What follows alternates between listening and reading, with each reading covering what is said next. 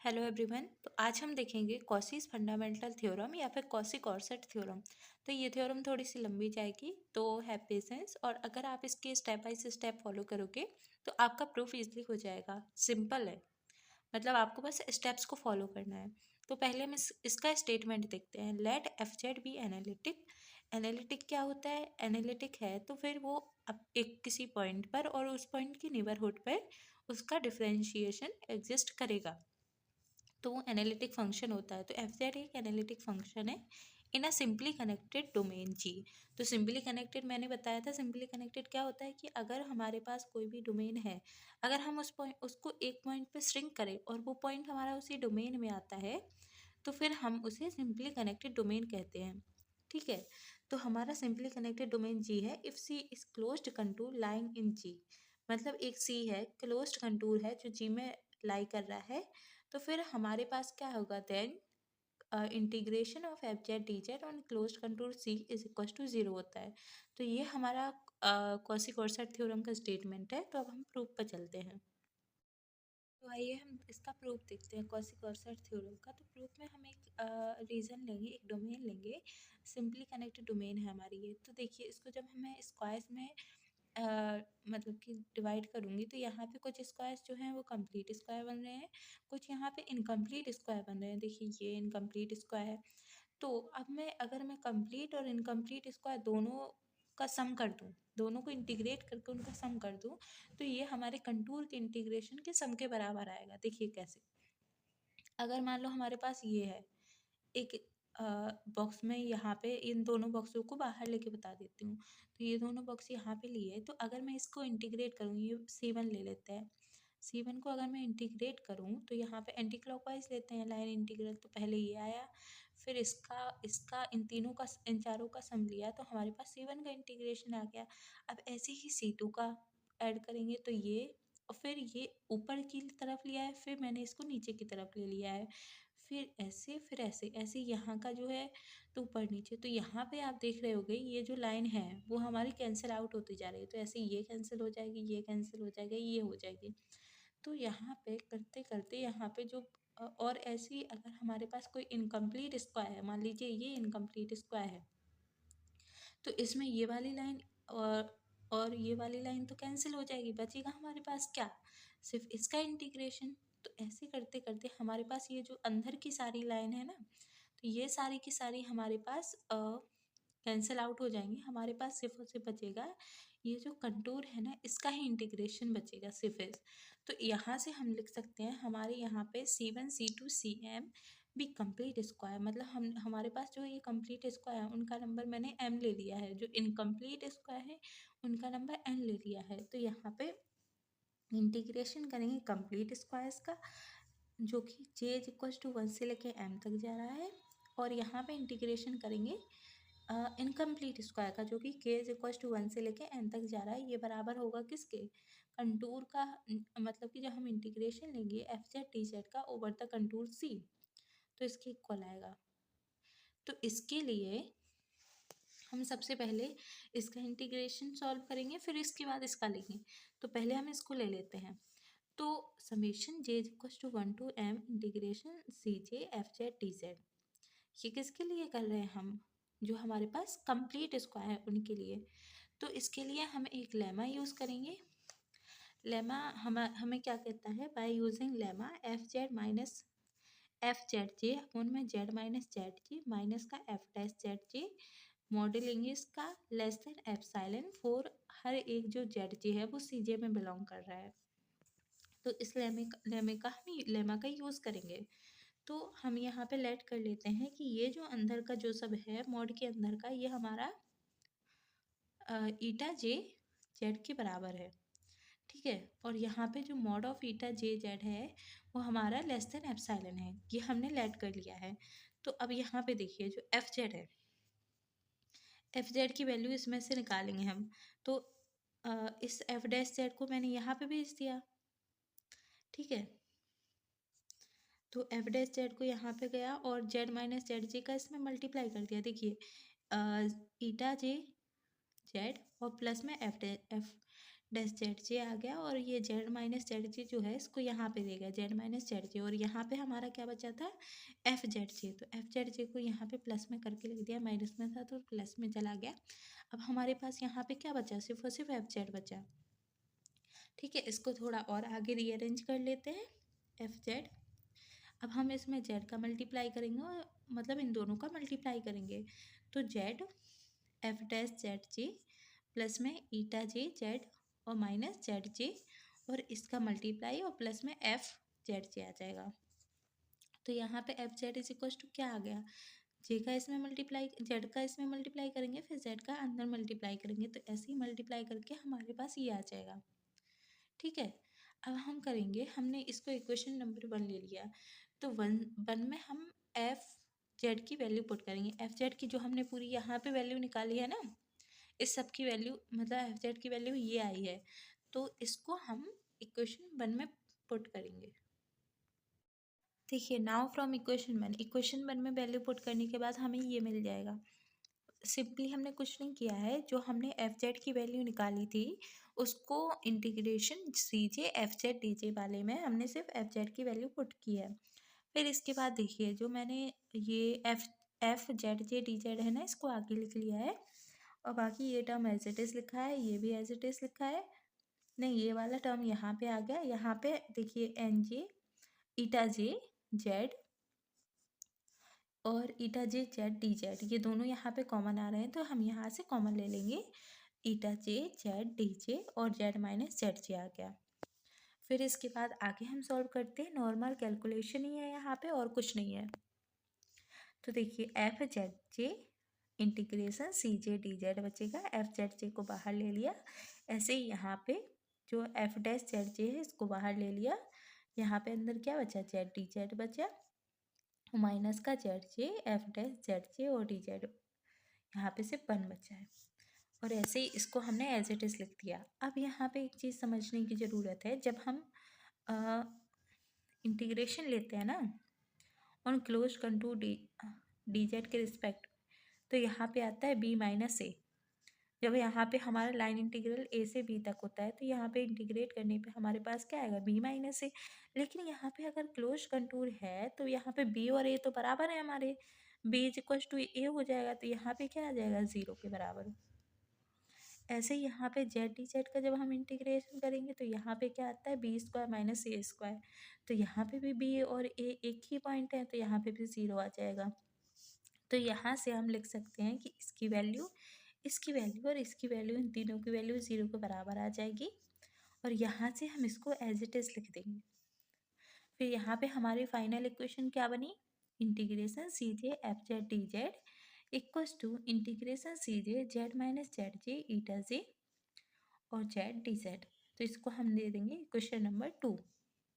आगे हम इस वाले इंटीग्रेशन को लेके सॉल्व करेंगे, तो यहाँ पे देखिए नाउ इंटीग्रेशन सी j z minus z j eta j z D Z, तो इसमें हम मॉड लेंगे, इसका मॉड लेंगे, तो इसके मॉड लेने के बाद इंटीग्रेशन सी j z minus z j eta j z D z, ये लेस देन इक्वल टू किसके आएगा, जो हम इसमें इंडिविजुअली मॉड लेंगे इसका, तो इंटीग्रेशन सी j z minus z j eta j Z और डी जेड। ओके, तो अब यहाँ पे हमने ले रखा था ईटा जे जेड जो है वो हमारा लेस देन एप्सिलॉन है, ये हमने यहाँ पे लिया था। देखिए यहाँ पे जब हमने लेट किया था ना कि ये ईटा जे जेड के बराबर है, तो यहाँ पे हमने एक कंडीशन ली थी ईटा जे जेड जो है वो हमारा लेस देन एप्सिलॉन है, तो यहाँ से ये कंडीशन हमारी क्या बन जाएगी, लेस देन, क्योंकि लेस देन का साइन है तो इंटीग्रेशन सी j z minus z j और एन ईटा जे जेड की जगह क्या आ जाएगा एप्सिलॉन आ जाएगा और डी जेड का मॉड आ जाएगा। फिर ये एप्सिलॉन तो हमारा कोई नंबर है जो कि बहुत छोटा है, तो इसको हम बाहर ले लेंगे और इंटीग्रेशन आ जाएगा सी j z minus z j और डी जेड। यहाँ पे सी जे हम क्या लेके चल रहे हैं, ये हमारे कंप्लीट स्क्वायर थे, है ना, हमने जो डोमेन ली थी उसमें कनेक्ट मतलब कि कुछ हमारे कंप्लीट स्क्वायर बन रहे थे, कुछ हमारे इनकम्प्लीट स्क्वायर बन रहे थे, तो यहाँ पे सी जे क्या था कंप्लीट स्क्वायर, तो यहाँ पे कंप्लीट स्क्वायर ले लिया मैंने जिसका लेंथ क्या है एल जे है। ठीक है, उसकी लेंथ हमारे पास एल जे है। अब देखिए यहाँ पे क्या होता है कि जो हमारा एक जेड जे होता है वो एक कोई फिक्स पॉइंट होता है, और जो जेड होता है वो हमारा मूव करता रहता है, यहाँ भी हो सकता है, कोई भी पॉइंट पे हो सकता है। तो देखिए हमारा जो स्क्वायर होता है ना, स्क्वायर में सबसे बड़ी जो लाइन होती है वो हमारी डायगोनल ही होती है। स्क्वायर में, रेक्टेंगल में जो हमारे दो पॉइंट को जोड़ने वाली सबसे बड़ी लाइन होती है वो हमारा एक डायगोनल होता है। तो मान लीजिए यहाँ पे जेड जे है और यहाँ पे, तो मतलब इन दोनों की लेंथ जो होगी, इन दोनों के बीच की जो लेंथ होगी, या तो वो डायगोनल की इक्वल होगी या तो वो डायगोनल से छोटी ही होगी हमेशा। तो यहाँ पे मैं क्या ले रही हूँ, और डायगोनल का लेंथ कितना होता है, किसी भी स्क्वायर की डायगोनल का लेंथ होता है √2 और साइड, तो आ जाएगा लेंथ ऑफ डायगोनल क्या आ जाएगी √2 LJ। तो जो हमारे दो पॉइंट की डिस्टेंस है वो हमारे √2 LJ से लेस ही होगी हमेशा। तो Z-ZJ की जगह क्या ले लिया मैंने √2 LJ, और ये इससे छोटा ही होगा, लेस देन इक्वल्स टू होगा। तो फिर इसके बाद हम देखते हैं, यहाँ पे इसको बाहर ले लिया और अंदर क्या बचा, मॉड ऑफ DZ। अब जो मॉड ऑफ DZ है वो क्या है, लेंथ या पैरामीटर ऑफ CJ लेके चलेंगे। तो पैरामीटर ऑफ CJ क्या आएगा, मतलब पेरीमीटर ऑफ स्क्वायर का फॉर्मूला क्या होता है, 4 × साइड। तो यहाँ पे साइड क्या है, LJ है, तो 4 × LJ हो जाएगा। तो यहाँ पे मैंने बस 4 LJ पुट कर दिया, तो क्या आएगा √2 एप्सिलॉन LJ इंटू 4 LJ। तो यहाँ से हमारी इक्वेशन क्या बनेगी इसका, और ये लेस देन किससे हो जाएगा, 4 √2 एप्सिलॉन LJ का स्क्वायर। इसको दे देंगे हम इक्वेशन नंबर 3। देखिए तो यहाँ पे हम इक्वेशन 2 और 3 का यूज़ करके क्या लिख पाएंगे कि जो हमारा, मतलब यहाँ पे इक्वेशन 2 में क्या लिख रखा था हमने, इक्वेशन 2 में ले लिखा था इंटीग्रेशन CJ FZ DZ जो है वो इक्वल है integration CJ Z-ZJ ηJ Z के। तो मैंने इसको लेस देन किसके प्रूव किया है, 4 √2 एप्सिलॉन LJ स्क्वायर। तो इसके इक्वल में जो है वो भी इसके लेस देन हो जाएगा। तो लेस देन क्या आ जाएगा हमारे पास, इक्वेशन क्या बन जाएगी, integration CJ FZ DZ less than 4 √2 epsilon LJ square. तो इसको मैंने इक्वेशन नंबर A दे दिया। तो अब हम क्या लेंगे, हमारे पास हमने क्या लेके चल रहे थे कि जो हमारा इंटीग्रेशन है on close control C FZ DZ है वो हमारे जो हमारा कंप्लीट स्क्वायर है, जो हमारा और इनकम्प्लीट स्क्वायर है, इन दोनों के सम के इक्वल है। तो मैंने इसको तो प्रूव कर दिया कि ये हमारा less than 4 √2 epsilon LJ square है। ऐसे ही हम इसको लेके चलेंगे, तो इसको भी हम किसी के लेस प्रूव करेंगे। तो देखिए अब इसको लेते हैं, नाउ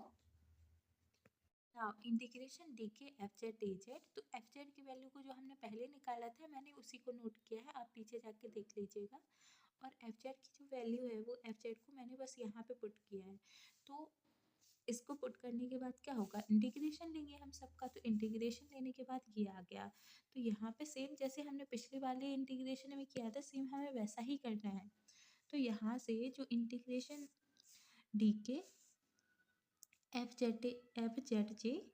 DZ है, तो इसमें से FZJ को मैंने बाहर ले लिया, अंदर क्या बचा, DZ बचा। और ऐसे ही प्लस करेंगे, यहाँ से भी जो हमारा F'ZJ है इसको बाहर ले लिया, अंदर क्या बचा, ZDZ बचा। और ऐसे ही माइनस करके F'ZJ बाहर ले लिया, अंदर क्या बचा, ZJDZ। और ऐसे ही यहाँ से जो ηJZDZ है इसको कॉमन ले लिया, तो कॉमन लेने के बाद क्या बचा, Z-ZJ बचा। तो इसके बाद सिमिलरली जैसे पिछले वाले में ये तीनों चीज़ें जीरो हो गई थी, तो यहाँ पे भी जीरो हो जाएगा। तो क्या बचेगा, 0 प्लस ये वाला तो हमारा एज इट इज़ आ जाएगा। तो इसको इक्वेशन नंबर 4 दे दिया। इक्वेशन नंबर 4 देने के बाद अब हम इसको लेके चलेंगे, ठीक है। तो इंटीग्रेशन इसका मॉड लेंगे, इंटीग्रेशन Z-ZJ ηJZ का मॉड ले लिया। मॉड लेने के बाद हम इसको स्प्लिट करेंगे, मॉड को अंदर ले जाएंगे, तो लेस देन इक्वल्स टू आ जाएगा mod of Z-ZJ mod of ηJZ mod of DZ। अब ηJZ को हम लेस देन एप्सिलॉन लेके चल रहे थे, तो यहाँ पे लेस देन एप्सिलॉन आ गया और एप्सिलॉन को इंटीग्रेशन के बाहर रख दिया। तो यहाँ पे क्या बचा, Z-ZJ और DZ। अब ऐसे ही जेड माइनस जेड जे जो है, तो जेड माइनस जेड जे को हम कोई भी पॉइंट लेके चल रहे हैं, जेड जे हमारा फिक्स होता है और जो जेड होता है वो हमारा मूव कर रहा होता है। तो यहाँ से जेड माइनस जेड जे जो है वो हमारे एक मान लो वो इनकम्प्लीट है, लेकिन उसकी लेंथ क्या है, एल की लेंथ लेके चल रहे हैं, तो उसके जो डायगोनल होगा उसकी लेंथ से तो कम ही होगा इन दोनों के बीच की डिस्टेंस, तो लेस देन क्या आ गया, √2l के। और इसका इंटीग्रेशन डी के डी जेड अंदर ले लिया। फिर यहाँ से क्या आ जाएगा हमारे पास, integration mod of d Z आ जाएगा। तो यहाँ पे मॉड ऑफ डी जेड का क्या लेते हैं हम, पेरीमीटर लेते हैं। तो पेरीमीटर में क्या आएगा, यहाँ पे हमारे पास पहले तो हमारे पास कंप्लीट स्क्वायर था, तो 4 इंटू साइड करके पेरीमीटर ले लिया था, लेकिन यहाँ पे हमारे पास क्या लेकर चल रहे हैं हम, इनकम्प्लीट स्क्वायर। तो इनकम्प्लीट स्क्वायर में हम मतलब कि जो पेरीमीटर है, पेरीमीटर और प्लस जो हमारे पास जो कर्व आ रहा है उसकी लेंथ लेंगे। तो उसकी लेंथ मान लो मैंने ए के ले ली, तो यहाँ पे क्या आ जाएगा, 4l के प्लस में ए के √2 एप्सिलॉन एल के और 4l के प्लस में ए के आ जाएगा। Now mod of integration D के F Z D z equal है मॉड ऑफ इंटीग्रेशन डी के z minus z j eta j z D z के बराबर। तो इसको हमने किसके लेस देन प्रूफ किया है, √2 एप्सिलॉन एल की 4l की प्लस ए के लेस देन प्रूफ किया है। तो इसके और इसमें इन दोनों में इक्वालिटी का रिलेशन है, तो यहाँ से हम क्या लिख पाएंगे कि मॉड ऑफ इंटीग्रेशन डी के F Z D Z less than किसके है, √2 एप्सिलॉन एल के 4l के प्लस ए के। अब हम इसके आगे क्या लेकर चल रहे थे कि जो कंटूर का इंटीग्रल है वो कंप्लीट स्क्वायर और जो हमारे हाफ स्क्वायर है मतलब इनकम्प्लीट स्क्वायर है, उन दोनों के इंटीग्रेशन के सम के इक्वल में लेके चल रहे थे। तो यहाँ पे जब हम इसको मॉड को स्प्लिट करेंगे तो यहाँ पे लेस देन इक्वल टू का साइन आ जाएगा। तो summation mod of integration C J F Z D Z plus में summation K is equal to 1 to m mod integration D के एफ जेड डी जेड आ जाएगा। यहाँ पे सिंपली हमने ये वाला फॉर्मूला लगाया है, a mod of a plus b is less than equals to mod of a plus में मॉड ऑफ बी, इस फॉर्मूले का यूज़ किया है। फिर यहाँ पे हमारा जो ये है इक्वेशन ए से लिखते हैं। इक्वेशन ए में इंटीग्रेशन सी जे एफ जेड डी जे को हमने किससे लेस देन प्रूव किया है, 4√2 एप्सिलॉन एल जे स्क्वायर के। तो यहाँ पे बस यही लिख दिया है तो यहाँ पे हमने यही लिख दिया है 4√2 एप्सिलॉन एल जे स्क्वायर। और यहाँ पे जो इंटीग्रेशन डी के एफ जेड डी जेड है इसको किसके लेस देन प्रूव किया है हमने, √2 एप्सिलॉन एल के 4l के प्लस में ए के बराबर। तो बस यही पुट कर दिया। फिर यहाँ से √2 एप्सिलॉन कॉमन ले लेंगे, यहाँ पे √2 एप्सिलॉन यहाँ पे भी है यहाँ पे भी है, तो इन दोनों में से √2 एप्सिलॉन को कॉमन ले लिया। फिर यहाँ पे क्या बचा, 4 को बाहर ले लिया, 4 तो समेशन से बाहर ले सकते हैं हम। तो summation j is equal to 1 to m L J square plus यहाँ से क्या आएगा हमारे पास, 4l के बचेगा क्योंकि √2 एप्सिलॉन तो हमने बाहर ले लिया, तो 4l के स्क्वायर बचेगा क्योंकि देखो एक l के ये है और 4l के ये है, तो यहाँ से क्या बचेगा 4l के स्क्वायर। तो 4 को बाहर ले लिया और l के स्क्वायर को हमने समेशन के अंदर ले लिया। और फिर a के साथ क्या बचेगा, a के साथ सिर्फ l के बचेगा। जब हम इसका अंदर मल्टीप्लाई करेंगे ना तो हमारे पास एक के l के बचेगा, बाकी √2 एप्सिलॉन हमने बाहर ले लिया है। तो यहाँ से हमारे पास 3 टर्म आ गए। अगर यहाँ पे जो एप्सिलॉन है वो एप्सिलॉन तो सबके मल्टीपल में है और हमें पता है जो एप्सिलॉन होता है वो ग्रेटर देन 0 होता है बट बहुत ही छोटा नंबर होता है, तो हम इसको एप्सिलॉन 10 to 0 लेंगे तो यहाँ पे 0 आ जाएगा। अब 0 का सबसे मल्टीप्लाई करेंगे तो क्या आ जाएगा, यहाँ पे इक्वल्स टू 0। तो यहाँ पे हम क्या कह सकते हैं कि अगर ये एप्सिलॉन हमारा टेंड कर रहा है 0 पर, तो यहाँ पे जो हमने इसके इक्वल में ले रखा है लेफ्ट हैंड साइड ले रखा है, क्या ले रखा है, integration of f z C z on contour C. तो ये भी हमारा किसको टेंड कर जाएगा, 0 को।